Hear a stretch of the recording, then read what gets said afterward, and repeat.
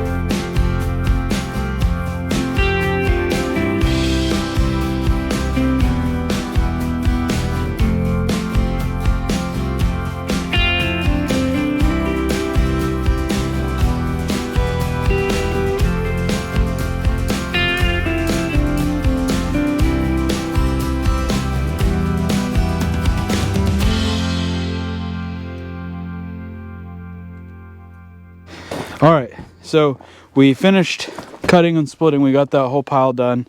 It's a lot of wood. It's kind of spread out, but it's kind of tall.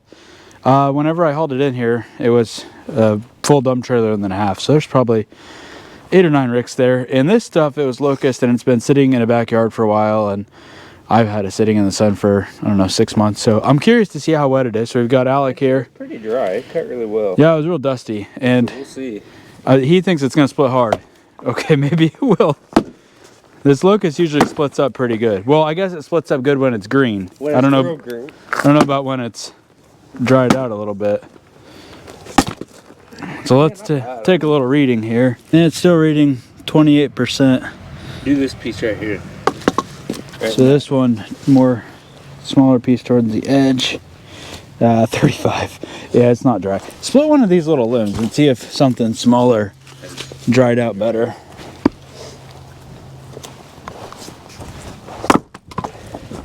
Take off that one.